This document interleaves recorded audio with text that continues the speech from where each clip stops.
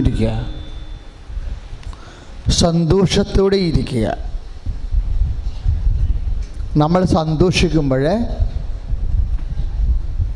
സന്തോഷം എന്തിൻ്റെ ഫലമാണ്? വിശ്വാസത്തിൻ്റെ ഫലമാണ്. നമ്മൾ സന്തോഷിക്കുമ്പോൾ ദൈവത്തിനറിയാം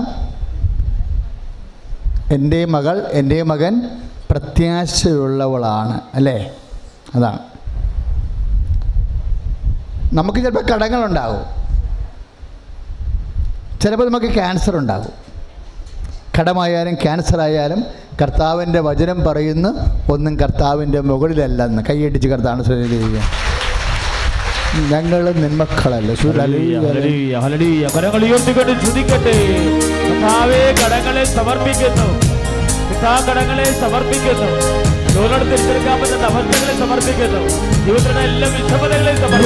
എപ്പോഴും സന്തോഷത്തോടെ ഇരിക്കുവേൻ.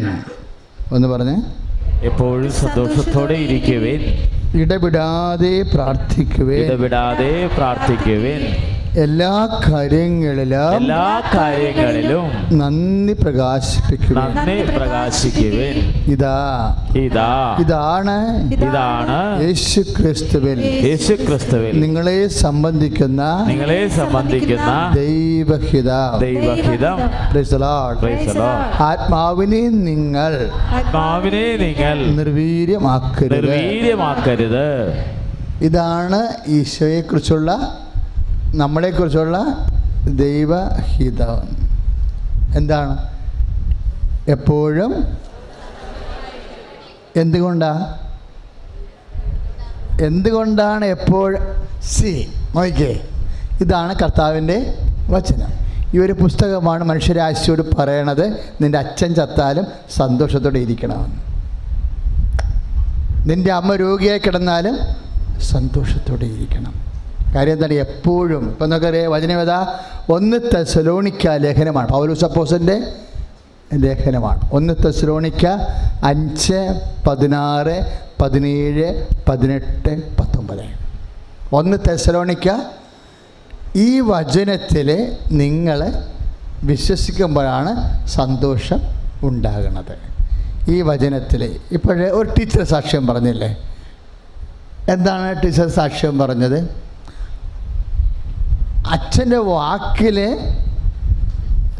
ടീച്ചർ വിശ്വസിച്ചു. മകൻ എങ്ങനെയൊക്കെ തലകുത്തി മറിഞ്ഞിട്ട് അവൻ ശരിയാവണില്ല, ഓരോരുത്തും നിൽക്കണില്ല, വേരുറക്കണില്ല, എല്ലായിടത്തും കുറ്റിയും പറിച്ച് പോരുക.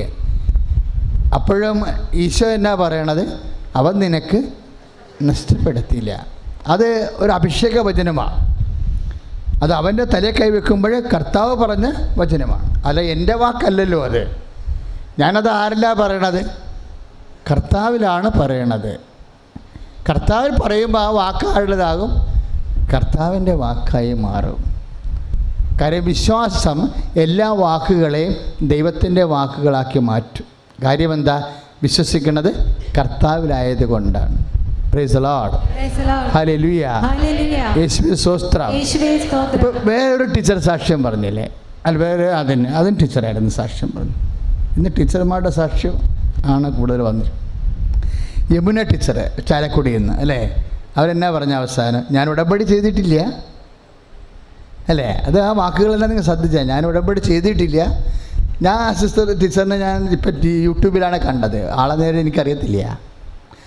പക്ഷെ അവർ അവസാനം പറഞ്ഞ വാക്കുകൾ നിങ്ങളെല്ലാവരും ശ്രദ്ധിക്കണം. ഞാൻ ഉടമ്പടി ചെയ്തിട്ടില്ല, എനിക്ക് വേണ്ടി വേറൊരു ടീച്ചറാണ് ഉടമ്പടി ചെയ്തത്. അവരാണ് എനിക്ക് പത്രവും തന്നത്, എൻ്റെ ആങ്ങളയുടെ അസുഖത്തിന്, ക്യാൻസറിന് എണ്ണയും തൊട്ട് തന്നത്, അല്ലേ? ക്യാൻസർ മുഴയായി, അത് ഓപ്പറേറ്റ് ചെയ്ത് കഴിഞ്ഞപ്പോൾ ഇൻഫെക്ഷനായി, അത് ക്യാൻസറാണെന്ന് ഡോക്ടർ പറഞ്ഞു. അതുകൊണ്ട് മുറിവ് കരിഞ്ഞില്ല. പക്ഷേ ആ ടീച്ചർ ഇടയ്ക്കിടയ്ക്ക് വിളിച്ച് ചോദിക്കുന്നുണ്ടായിരുന്നു, എന്താണ്? മുറിവ് കരിയത്തില്ല, ഇൻഫെക്ഷൻ ഉണ്ടെങ്കിൽ മുറിവ് ക്യാൻസറാണ്, മുറിവ് കരിയത്തില്ല. പക്ഷേ നിങ്ങളുടെ മുറിവ് കരിഞ്ഞുകൊണ്ടിരിക്കുകയാണ്. എന്താ കാര്യം? കർത്താവ് അതെടുത്ത് മാറ്റിക്കൊണ്ടേയിരിക്കുന്നു. അതാണ് ഞാൻ പറഞ്ഞത്, ക്യാൻസറും കർത്താവിൻ്റെ കീഴിലാണ്. അതുകൊണ്ട് നമ്മൾക്കറിയാം ക്യാൻസർ കർത്താവിൻ്റെ കീഴിലാണ്, കടങ്ങൾ കർത്താവിൻ്റെ കീഴിലാണ്, അതുകൊണ്ട് തന്നെ നമ്മൾ സന്തോഷത്തോടെ ഇരിക്കും. എന്താ കാര്യം? അങ്ങനെ സന്തോഷമിരിക്കാൻ കാരണം എന്താ വെച്ചാൽ നമുക്ക് പ്രത്യാശ ഉള്ളത് കൊണ്ടാണ്, ഇല്ലേ?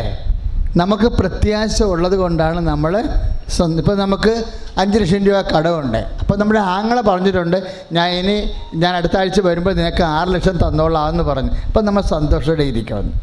എന്താ കാര്യം? ആങ്ങളുടെ വാക്കിൽ ഇപ്പം നമുക്ക് 5 ലക്ഷം രൂപ കടമുണ്ട്. അപ്പോൾ ആങ്ങളെ നമ്മളെ വിളിച്ച് പറഞ്ഞു, എടി ഞാൻ അടുത്ത ആഴ്ച നാട്ടിൽ വരുന്നുണ്ട്, അപ്പോൾ നിനക്ക് 6 ലക്ഷം തന്നോളാമെന്ന് പറയും. അപ്പോൾ അന്ന് മുതൽ നമ്മൾ സന്തോഷത്തോടെ ഇരിക്കും. എന്താ കാര്യം? ആങ്ങളുടെ വാക്കിൽ നമുക്ക് വിശ്വാസമുണ്ട്. വാക്കിലുള്ള വിശ്വാസമാണ് നമ്മൾക്ക് സന്തോഷമുണ്ടാക്കുന്നത്. അതുപോലെ നിങ്ങൾക്ക് സന്തോഷമില്ലാത്തതിൻ്റെ കാരണം എന്താ? നിങ്ങൾ കർത്താവിൻ്റെ വാക്കിൽ വിശ്വസിക്കുന്നില്ല. വിശ്വാസമാണ് സന്തോഷം, വിശ്വാസമാണ് പ്രത്യാശ. അതുകൊണ്ട് വചനം പറയും എപ്പോഴും വിശ്വസിക്കണം. കാരണം എന്താണ്? എപ്പോഴും നിങ്ങൾ സന്തോഷമായിരിക്കാൻ കർത്താവായ ദൈവം ആഗ്രഹിക്കുന്നു. കൈ അടിച്ച് കർത്താവാണ് ഹല്ലേലൂയ. ദുരിതങ്ങൾ സമർപ്പിക്കട്ടെ, വേദനകൾ സമർപ്പിക്കട്ടെ, സങ്കടങ്ങൾ സമർപ്പിക്കട്ടെ. കർത്താവേ, അങ്ങ് പറഞ്ഞല്ലോ ഏത് ദുരിതാവസ്ഥയിലും സന്തോഷത്തോടെ ഇരിക്കുക, അങ്ങ് ഇടപെടുമെന്ന്. ഏത് വിഷമസക്തികളും സന്തോഷത്തോടെ ഇരിക്കുക, അങ്ങ് കൂടെ ഉണ്ടാകുമെന്ന് വിശ്വസിച്ചുകൊണ്ട് ആരാധനയും സ്തുതിയും ഉണ്ടായിരിക്കട്ടെ.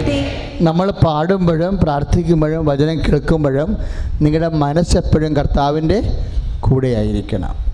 അച്ഛൻ്റെ വാക്കിൻ്റെ കൂടെ പോകരുത്. ഞാൻ പറയണത് എന്നെക്കുറിച്ചല്ല, കർത്താവിനെക്കുറിച്ചാണെന്ന് ഓർത്ത് വേണം നിങ്ങളുടെ മനസ്സെപ്പോഴും കർത്താവിൻ്റെ കൂടെ ആയിരിക്കണം. എന്താണ്? കർത്താവ് ഇപ്പോൾ നമ്മളോട് അമ്മയുടെ മധ്യസ്ഥത്തിൽ നമ്മളോട് സംസാരിക്കുന്ന സമയമാണ്. അപ്പോൾ കർത്താവ് സംസാരിക്കുന്ന സമയത്ത് എന്തൊക്കെ സംഭവിക്കും? സൗഖ്യങ്ങൾ സംഭവിക്കും. സൗഖ്യങ്ങളുടെ കൂടെ എന്നെ സംഭവിക്കും? വിടുതൽ സംഭവിക്കും. ഒന്ന് ചിന്തിച്ച് നോക്കിയേ. എൻ്റെ കൂട്ടുകാരൻ്റെ ഒരു സാക്ഷ്യം നമ്മൾ കേട്ടില്ലേ? ആ വാടകക്കാർ ഒഴിവാകുന്നില്ല, അവർ ഫോർഡ് പാർട്ടിയാണെന്ന് പോലീസ് തന്നെ പറഞ്ഞിരിക്കണം. അവിടെ പ്രീ ഹിസ്റ്ററി നോക്കിയിട്ടാണ് അങ്ങനെ പറഞ്ഞിരിക്കുന്നത്. അപ്പോൾ എങ്ങനെയെങ്കിലും ഇവർ കേസിന് പോയാൽ 1.5 കൊല്ലം എടുക്കും. 1.5 കൊല്ലമെങ്കിലും കഴിഞ്ഞാലും കിട്ടിയാൽ മതിയായിരുന്നു. കേസിന് പോയാൽ ഇപ്പം നമുക്കറിയാമല്ലോ, പാവപ്പെട്ടവൻ്റെ സുപ്രീം കോടതി എന്ന് പറയുന്നത് പോലീസ് സ്റ്റേഷനാണ്. അപ്പോഴവർ ആണ് നമുക്ക് എന്ത് വിഷയമാണ്. ഇവിടെ ലോ ആൻഡ് ഓർഡറൊക്കെ ഇത്രയും ഭംഗിയായിട്ട് പോകുന്നതും സമാധാനത്തിൽ ജനങ്ങൾ ജീവിക്കുന്നതും ഭൗതിക മേഖലകളിൽ അച്ഛൻ വാർഡ് ലോ ആൻഡ് ഓർഡർ ഉള്ളത് കൊണ്ടാണ്. അല്ലെങ്കിൽ എന്താ അരക്ഷിതാവസ്ഥയും അരാജകത്വം ഉണ്ടാകും, അല്ല? ആൾ കളിക്കും, ആൾ കൈക്കടുത്തുള്ളവനൊക്കെ കാര്യക്കാരനായിട്ട് ഗുണ്ടാരാജം ഉണ്ടാവും. പക്ഷേ അവർ പോലും ഇപ്പോൾ എന്താ പറയണത്? പട്ടാങ്ങിയാണ് പറയണത്. എന്താ കാര്യം? ഇവൻ ഇറങ്ങത്തില്ല. അപ്പോൾ നമ്മുടെ ഉള്ള സമാധാനം കൂടി പോയി. പോലീസുകാരൻ തന്നെ പറയുകയാണ്, ഇവനെ പോലീസ് സ്റ്റേഷനിൽ വിളിപ്പിച്ചിട്ടും പറയും ഇവ ഇറങ്ങത്തില്ല എന്ന് പറയുകയാണ്. പിന്നെ നമുക്ക് എന്താ മാർഗം? ഒരു മാർഗമില്ല. പിന്നെ ഉള്ള മാർഗം എന്താണ്? ഉടമ്പടിയാണ് മാർഗം. Praise the Lord. പിന്നെ അവർ പറഞ്ഞ വർത്തമാനം കേട്ടാ, പിന്നെ ഞങ്ങൾക്ക് മുമ്പിൽ ഒരു മാർഗമേ ഉണ്ടായിരുന്നുള്ളൂ. അതെന്താണ്? ഉടമ്പടിയാണ്. ഞങ്ങൾ അപ്പായുമായി വന്ന് അമ്മയോട് ഉടമ്പടി ചെയ്ത് എലിയെ തൂക്കണ പോലെ എടുത്തെറിഞ്ഞു കളഞ്ഞ ആളാണ്. കൃപാസനത്തിലെ മാതാവ് രൗദ്രശക്തിയാണ്. അതെനിക്ക് പണ്ടേ അറിയാമായിരുന്നു. നീതി ഇല്ലെന്ന് കണ്ടു കഴിഞ്ഞാൽ, നീതി നിഷേധിക്കണമെന്ന് കണ്ടു കഴിഞ്ഞാൽ, കാര്യം ഈ ലോകത്തുള്ള എല്ലാ നീതി നിഷേധങ്ങൾക്കുള്ള പരിഹാരമായിട്ട് ദൈവത്തിൻ്റെ മനസ്സിൽ ഉദയം ചെയ്ത ഒരു സംസ്കാര ഒരു അവതാര രൂപമാണമ്മ. ഈ രാജ്യത്തും ലോകത്തുണ്ടാകുന്ന മുഴുവൻ നീതി നിഷേധങ്ങൾക്കും സത്യനിഷേധങ്ങൾക്കുമെതിരെ, എല്ലാ നാരകീയ ശക്തികൾക്കുമെതിരെ ഉള്ള ദൈവത്തിൻ്റെ തീർപ്പ് കൽപ്പിക്കലുടെ ഒരു മാംസരൂപമാണ് അമ്മ. അതുകൊണ്ടാണ് സാത്താനോട് പറയണത്, നിനക്കും സ്ത്രീക്കും തമ്മിലും നിൻ്റെ സന്തതിക്കും സ്ത്രീയുടെ സന്തതിക്കും തമ്മിലും ഞാൻ ശത്രുത ഉളവാക്കും. അസത്യത്തിനെതിരെ ഞാൻ ശത്രുത ഉളവാക്കും. അനീതിക്കെതിരെ ഞാൻ ശത്രുത ഉളവാക്കും. എൻ്റെ മനസ്സിൽ ഒരവതാരം ജനിക്കും. അത് അവൾ എൻ്റെ മാനസപുത്രി എന്നറിയപ്പെടും. അവൻ്റെ കുതികാലിന് നീ പരിക്കേൽപ്പിക്കും. അവൻ നിൻ്റെ തല തകർക്കും. ആരാണ്? സ്ത്രീയിൽ നിന്ന് ജനിക്കുന്നവൻ. അതാണ് ഉൽപ്പത്തി 3:15. അതാണ് അമ്മ രൗദ്രശക്തിയാണെന്ന് അച്ഛൻ പറയാൻ കാരണം. അത് എൻ്റെ കയ്യിൽ നിന്ന് പറഞ്ഞതല്ല, രൗദ്രശക്തിയായിട്ട് തന്നെ ജനിപ്പിച്ചതാണ്. എന്താണ് സാധാരണ നക്കാപ്പിച്ച പരിപാടിക്കുള്ള മിനിമം പ്രോഗ്രാമല്ല, അൾട്ടിമേറ്റ് വാറാണ്. ആത്യന്തിക യുദ്ധത്തിന് വേണ്ടി ജനിപ്പിച്ച ആളാണ്.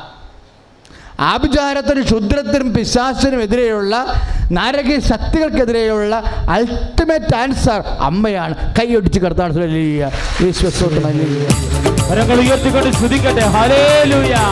ഉത്തരം കിട്ടാത്ത പ്രാർത്ഥനകള്, നീതി ലഭിക്കാത്ത കേസുകള്, കേസിൽ കുടുങ്ങി കിടക്കുന്നവര്, വസ്തു സംബന്ധമായ ആരാധനയും സ്തുതിയും പോഴ്ചയുണ്ടായിരിക്കട്ടെ. പരിശുദ്ധ പരമദിവ്യകാരുണ്യം ആരാധനയും സ്തുതിയും പോഴ്ചയുണ്ടായി. ഈ അമ്മയുടെ രുദ്രശക്തി, സത്താൻ്റെ മേലുള്ള വിജയത്തിൻ്റെ ശക്തിയെ വിശ്വാസി എന്നാണ് തിരിച്ചറിയണത്, അന്ന് അവൻ ഈ ലോകത്തൊരു ചുക്കും പേടിക്കത്തില്ല.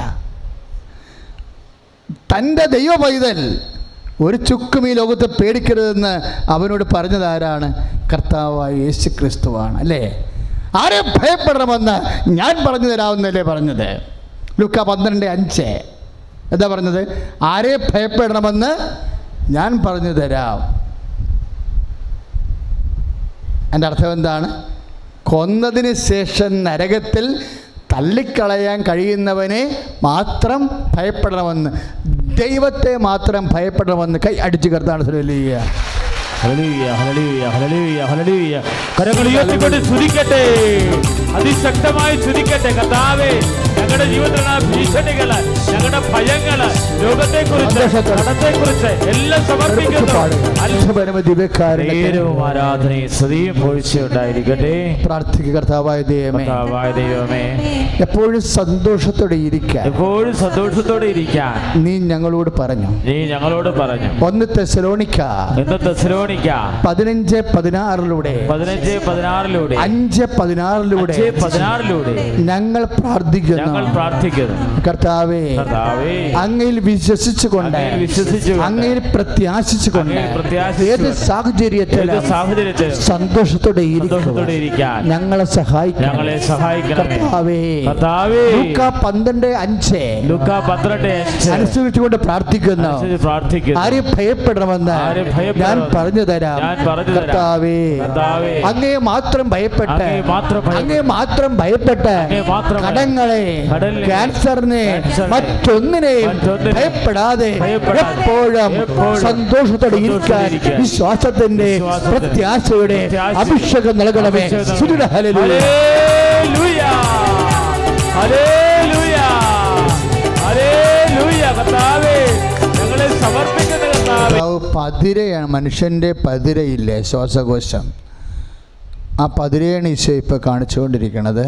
പതിരയ്ക്കുണ്ടാകുന്ന അതിൻ്റെ ഏറ്റവും താഴെ ഭാഗങ്ങൾ, പതിരയുടെ താഴെ ഭാഗങ്ങൾ, പ്രത്യേകിച്ച് ഇടതുവശം താഴെ ഭാഗം പതിരയുടെ, അത് അടർന്നു നിൽക്കണ പോലെയാണ് കാണുന്നത്. അതായത് വിട്ട് നിൽക്കണ പോലെയാണ്. അത് കാരണം അത്രയ്ക്ക് 35% പതിരക്ക് പ്രവർത്തനക്ഷമമുള്ളൂ. ആ സ്ഥലങ്ങളിലേക്ക് ബ്ലഡ് കടക്കണമില്ല. അത് കാരണം ഇൻഫെക്ഷൻ ഉണ്ടായിക്കൊണ്ടിരിക്കുന്നു. ആ പതിരെ കർത്താവ് സുഖപ്പെടുത്തിക്കൊണ്ടിരിക്കുന്നു. സുടരുക.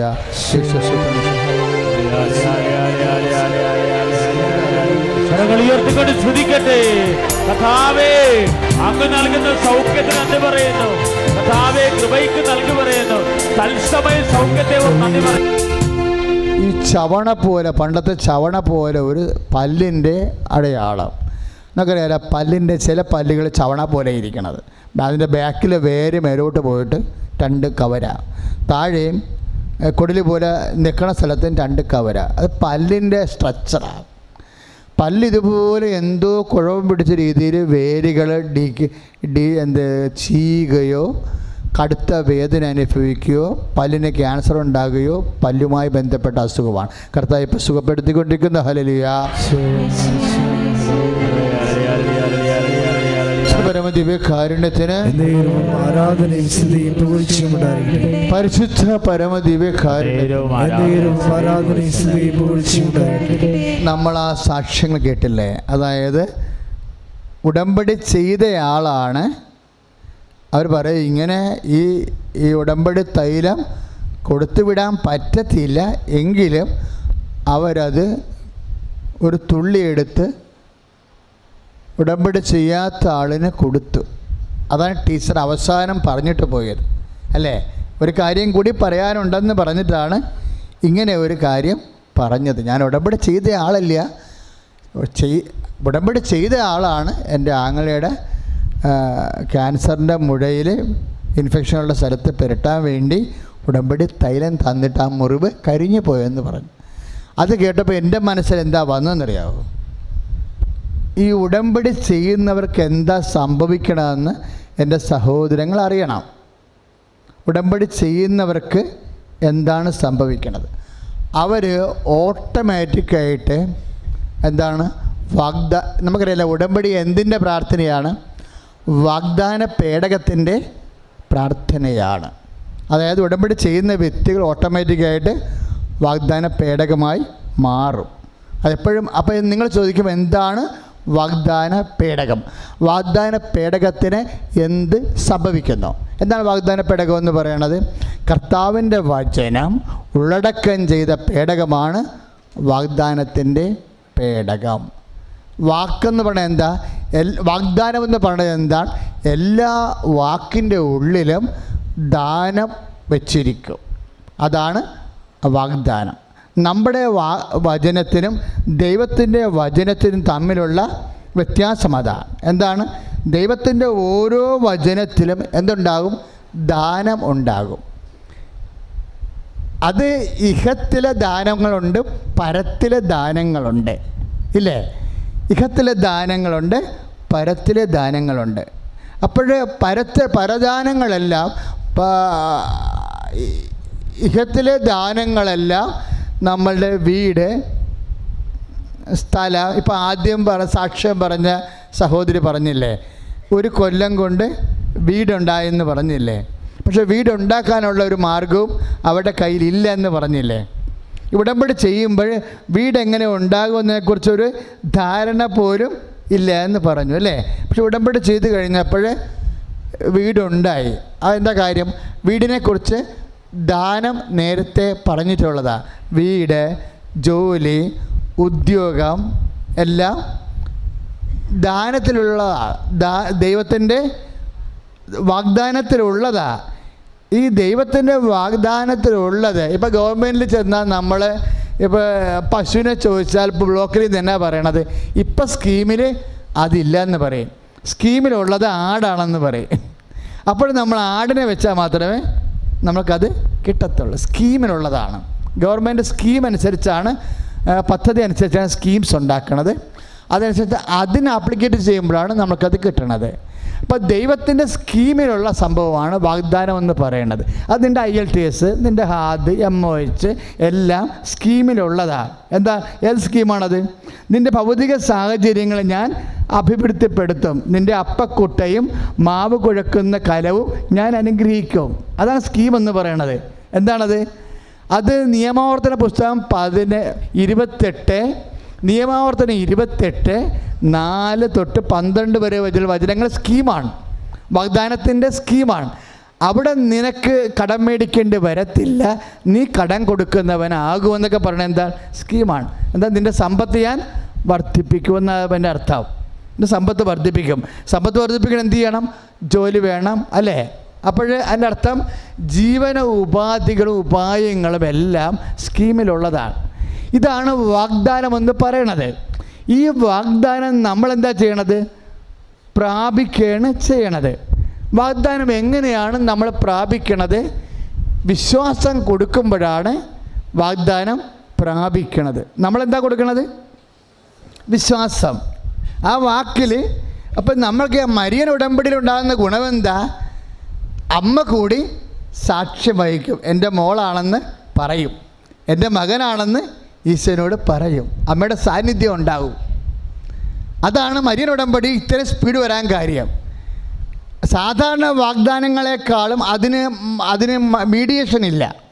ഇപ്പം ഞാൻ ഇടയ്ക്ക് ഓർക്കുകയെ, മോസസിൻ്റെ കാലത്ത് മോസസിനോട് വാഗ്ദാനം കൊടുത്തെന്നുണ്ടെങ്കിലും അത് 40 കൊല്ലം കഴിഞ്ഞല്ലേ മോസസ് തേനും പാലും ഒഴുകുന്ന സ്ഥലത്ത് എത്തിച്ചേർന്നത്. സമയം ലാഗ് ചെയ്യണില്ലേ? എബ്രഹാത്തിന് വാഗ്ദാനം കൊടുത്തെങ്കിലും എബ്രഹാം അത് വിശ്വസിച്ചെങ്കിലും ഉൽപ്പത്തി 15:6 അനുസരിച്ച് കൊണ്ട് അതതിന് അവകാശമായി തീർന്നെങ്കിലും 25 കൊല്ലം കഴിഞ്ഞല്ലേ കുഞ്ഞിനെ കിട്ടിയത്. എന്തുകൊണ്ടാണ് അങ്ങനെ അത്രയും താമസിച്ചത്? എബ്രഹാത്തിനും ദൈവത്തിനും ഇടയ്ക്ക് അമ്മയില്ലാണ്ട് പോയി. എന്തുകൊണ്ടാണ് മോസസിൻ്റെ വാഗ്ദാനം താമസിച്ചത്? മോസസിനും ദൈവത്തിനും ഇടയ്ക്ക് അമ്മയില്ലാണ്ട് പോയി. സമയമായില്ല എന്ന് പറയുമ്പോൾ സമയമായി എന്ന് പറയാൻ അവർക്ക് വേണ്ടി മധ്യസ്ഥ വഹിക്കാൻ ഒരമ്മ ആവശ്യമുള്ളത് കൊണ്ടാണ് ദൈവം കർത്താവിൻ്റെ കാലത്ത് അമ്മയെ തന്നത്. കൈ ഇടിച്ച് കർത്താവ് അമ്മ കർത്താവിൻ്റെ ദാസിയാണ്. അതാണ് പ്രശ്നം. അമ്മ വാഗ്ദാനത്തിൻ്റെ പേടകമാണ്. 2 തരത്തിലാണ് അമ്മ വാഗ്ദാനത്തിൻ്റെ പേടകമാകുന്നത്. ഒന്നെന്താണ്? വചനത്തെ മാംസമാക്കി ഉദരത്തിൽ സംഭവിച്ചപ്പോൾ അമ്മ വാഗ്ദാനത്തിൻ്റെ പേടകമായി, വചനത്തിൻ്റെയും ദാനത്തിൻ്റെയും പേടകമായി. വചനത്തെ വിശ്വസിച്ചുകൊണ്ട് ഹൃദയത്തിൽ സംഭവിച്ചപ്പോഴും അമ്മ വാഗ്ദാനത്തിൻ്റെ പേടകമായി. 2 തരത്തിലാണ്. ഈശോനെ പ്രസവിച്ച് കഴിഞ്ഞാലും അമ്മ വാഗ്ദാന പേടകമായി നിൽക്കും. എന്താ കാര്യം? ലൂക്കാ 1:45 അനുസരിച്ച് കൊണ്ട് കർത്താവ് നിന്നോട് അരുളിച്ചത് വചനങ്ങൾ നിറവേറുമെന്ന് വിശ്വസിച്ചപ്പോഴേ അമ്മയുടെ ഹൃദയത്തിലെ കർത്താവിൻ്റെ വചനം കുടികൊള്ളുന്ന കൈ അടിച്ച് കർത്താവ് കരങ്ങൾ ഉയർത്തിക്കൊണ്ട് സ്തുതിക്കട്ടെ. കർത്താവേ, സ്തുതിച്ച് പ്രാർത്ഥിക്കുന്നു. അമ്മേ, പരിശുദ്ധ ദേവമാതാവേ, അമ്മയിലൂടെ നടക്കുന്ന, അമ്മയുടെ മാതൃശക്തി നടക്കുന്ന ഞങ്ങൾക്ക് ലഭിക്കുന്ന കൃപകൾക്ക് നന്ദി പറയുന്നു. ഞങ്ങളുടെ കുടുംബത്തിൽ ലഭിക്കുന്ന അത്ഭുതങ്ങൾക്ക് നന്ദി പറയുന്നു. അമ്മയ്ക്ക് ഇത്രയും ശക്തി എന്താണെന്നാണ് പറഞ്ഞത്? അമ്മ 2 കാര്യമാണ്. ഒന്ന്, അമ്മ വാഗ്ദാന പേടകമാണ്. അമ്മ 2 തരത്തിലുള്ള വാഗ്ദാന പേടകമായത്. വചനത്തെ മാംസമായ ഉദരത്തിൽ ധരിച്ചു, വചനത്തെ വിശ്വസിച്ചുകൊണ്ട് ഹൃദയത്തിൽ ധരിച്ചു. 2 തരത്തിലും അമ്മ വാഗ്ദാന പേടകമാണ്. നമ്മൾക്കും ഈ 2ാമത്തെ ഫോർമുല അനുസരിച്ച് കൊണ്ട് നമ്മൾക്കും വാഗ്ദാന പേടകമായി മാറാം, അല്ലേ? ലൂക്കാ 1:45 അനുസരിച്ച് കൊണ്ട് കർത്താവ് പറഞ്ഞ കാര്യങ്ങൾ നിറവേറുമെന്ന് വിശ്വസിച്ച് കഴിഞ്ഞാൽ, ദൈവവചനം വിശ്വസിച്ച് കഴിഞ്ഞാൽ നമ്മളും വാഗ്ദാനത്തിൻ്റെ പേടകമായി മാറും. നമ്മൾ വാഗ്ദാനത്തിൻ്റെ പേടകമാകാൻ വേണ്ടിയാണ് ഈ ഉടമ്പടിയുടെ നിബന്ധനകൾ നമ്മൾ പാലിക്കുന്നത്.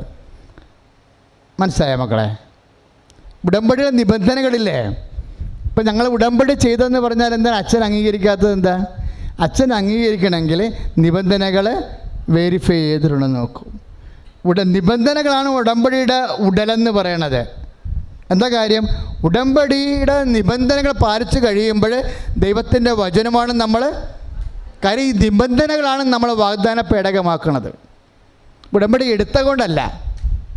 ഉടമ്പടി എടുത്തുകൊണ്ട് ആരും വാഗ്ദാന പേടകമാകത്തില്ല.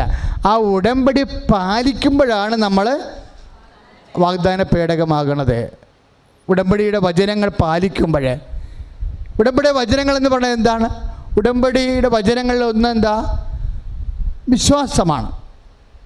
എബ്രാഹാം ഈ വാഗ്ദാനത്തെ അവകാശമാക്കുന്നത് എങ്ങനെയാണ്? എബ്രാഹാം വിശ്വസിച്ചു, അവനെ അത് നീതിയായി പരിഗണിക്കപ്പെട്ടു. 15:6 അല്ലേ? ആ വിശ്വാസം എങ്ങനെയാണ് കിട്ടിയത് എബ്രാഹത്തിന്? വിശ്വാസം കേൾവി നിന്ന്, അല്ലേ? കർത്താവിൻ്റെ വർത്തമാനത്തിൽ നിന്നാണത് കിട്ടിയത്. വിശ്വാസം കേൾവി നിന്ന്. കേൾവി പുതിയ നിയമത്തിൻ്റെ കാലം വരുമ്പോൾ യേശുക്രിസ്തുവിനെ കുറിച്ചുള്ള വചനങ്ങളിൽ നിന്നാണ് നമുക്ക് ലഭിക്കുന്നത്. 10:9 റോമ 10:9. അപ്പോൾ അതാണ് preliminary faith, basic faith. Basic ഫെയ്ത്താണ് ആ അടിസ്ഥാന വിശ്വാസം. അതെന്താണ്? കേൾവിയും നമുക്ക് ലഭിക്കുന്നതാണ്. മാതാപിതാക്കന്മാരിൽ നിന്നോ, പള്ളിയിലെ ധ്യാന പ്രസംഗങ്ങളിൽ നിന്നോ, കുർബാന പ്രസംഗങ്ങളിൽ നിന്നോ, വേദപാഠത്തിൽ നിന്നോ നമുക്ക് ലഭിക്കുന്നതാണ് കേൾവി എന്നുള്ള ബേസിക് ഫെയ്ത്ത്.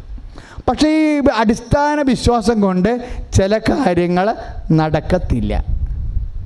അടിസ്ഥാന വിശ്വാസങ്ങൾ കൊണ്ട് നടക്കാത്തതിൻ്റെ കാരണം, ചില കാര്യം നടക്കാത്തതിൻ്റെ കാരണം അടിസ്ഥാന വിശ്വാസങ്ങൾ വ്യക്തിയുടെ നിലപാട് വ്യക്തമാക്കാൻ പോകുന്നതല്ല. വ്യക്തിയുടെ നിലപാട് എന്താണെന്ന് നോക്കണം. വ്യക്തി എന്ത് കേട്ടതെന്ന് മാത്രമല്ല നോക്കുക, എന്ത് വിശ്വസിക്കണം എന്നല്ല നോക്കണത്. ഈ വിശ്വാസത്തെ നീതീകരിക്കണം. നമ്മുടെ വിശ്വാസത്തെ വാഗ്ദാനത്തെ നമ്മൾ നേടുന്നത് വിശ്വാസം കൊണ്ടാണ് നീതീകരിക്കണത്. ഇനി വിശ്വാസത്തെ നീതീകരിക്കണം. വിശ്വാസത്തെ നീതീകരിക്കണത് എങ്ങനെയാണ്? പ്രവൃത്തി മൂലമാണ് വിശ്വാസത്തെ നീതീകരിക്കുന്നത്. എന്ത് പ്രവൃത്തിയാണ്? വിശ്വാസത്തെ സുഹൃതം കൊണ്ടും.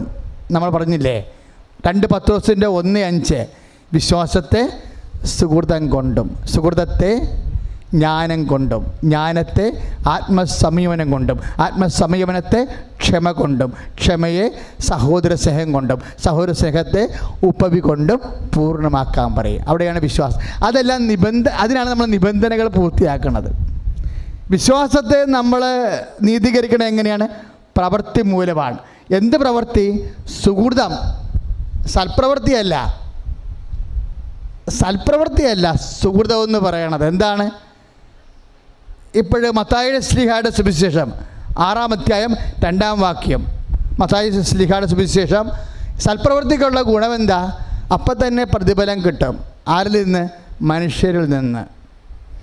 മനുഷ്യരിൽ നിന്ന് കിട്ടുന്ന പ്രതിഫലത്തിന് സൽപ്രവൃത്തിയെന്നും ദൈവത്തിൽ നിന്ന് ലഭിക്കുന്ന പ്രതിഫലത്തിന് കൃപാവര പ്രവൃത്തികളെന്നും പറയുന്നു. പിടിയാ, സൽപ്രവൃത്തികൾ നമ്മൾ കുറേ ചെയ്യണതാണേ. പക്ഷെ വായിക്കുമ്പോൾ എന്താ പറയണത്? നിൻ്റെ രഹസ്യമായി ചെയ്യുന്ന പ്രവൃത്തികളാണ് കൃപാവര പ്രവൃത്തികൾ.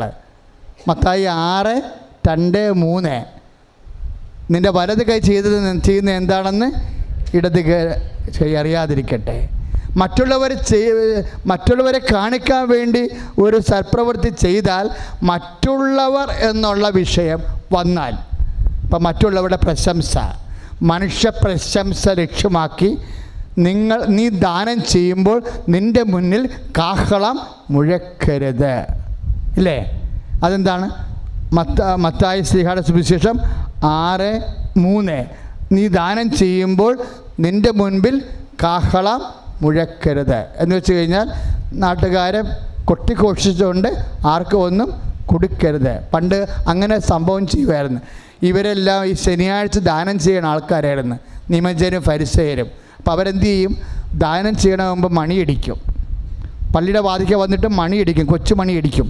അപ്പോൾ ആൾക്കാർ ഭക്ഷണമില്ലാത്തവരും അപ്പമില്ലാത്തവരും കാശില്ലാത്തവരും ധർമ്മക്കാരൊക്കെ ഓടി ഈ നിയമജന്മാരുടെ അടുത്ത് ചെല്ലുമ്പോൾ മണിയടി കേൾക്കുമ്പോൾ ഓർക്കും ദാനം ചെയ്യണമെന്ന്. അപ്പോൾ ഇയാൾ ദാനശീലനായിട്ട് നാട്ടുകാർ ഇദ്ദേഹത്തെ പരിഗണിക്കും. അതുകൊണ്ട് ഈശോ പറയും, ആ നാട്ടുകാർ തന്നെ പ്രതിഫലം കൊടുത്തു കഴിഞ്ഞു. നാട്ടുകാരുടെ പ്രതിഫലം കിട്ടുന്ന പരിപാടിയാണ് സൽപ്രവൃത്തികൾ.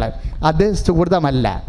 വിശ്വാസത്തെ അങ്ങനെ നാട്ടുകാരിൽ നിന്ന് പ്രതിഫലം വാങ്ങിക്കുന്ന പ്രവർത്തനങ്ങൾ കൊണ്ട് പരിപൂർണമാക്കാൻ പറ്റത്തില്ല. അതുകൊണ്ടാണ് പത്രോസ് പറയണത് വിശ്വാസത്തെ സുഹൃതം കൊണ്ടും, എന്ന് വെച്ച് കഴിഞ്ഞാൽ കൃപാവര പ്രവർത്തികൾ കൊണ്ടും, അതായത് ദൈവത്തിൻ്റെ പ്രതിഫലം മാത്രം ആഗ്രഹിച്ച് ചെയ്യുന്ന പ്രവർത്തികൾ. നമ്മുടെ ഉടമ്പടി നിബന്ധനകളെല്ലാം അങ്ങനെയാണ്. ഞാൻ രോഗിയായിരുന്നു എന്ന് പറയുമ്പോൾ, കർത്താവേ നിന്നെ രോഗിയായി ഞങ്ങൾ എപ്പോഴാണ് കണ്ടതെന്ന് പറയുമ്പോൾ, ഈ എളിയവർക്ക് ഒരുവന് ചെയ്തു കൊടുത്തപ്പോൾ എനിക്ക് തന്നെയാണ് ചെയ്തത്. അതായത് മറ്റുള്ളവരിൽ നമ്മൾ വോട്ട് കണ്ടുകൊണ്ടാണ് ചില ആൾക്കാരെ സഹായിക്കുന്നത്. പാർട്ടി കണ്ടുകൊണ്ടാണ് ചില ആൾക്കാരെ സഹായിക്കുന്നത്.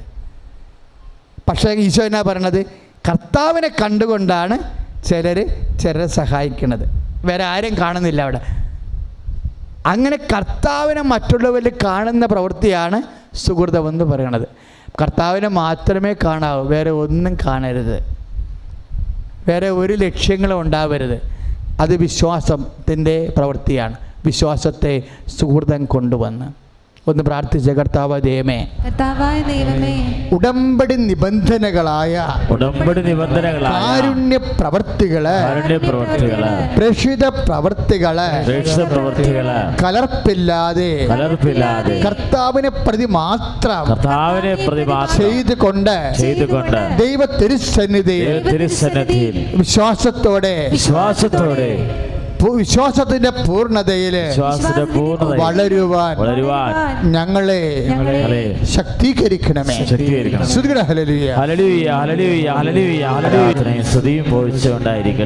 പ്രിയപ്പെട്ടവരെ, ഇങ്ങനെ വരുമ്പോൾ എന്നാ സംഭവിക്കണമെന്ന് അറിയാവോ?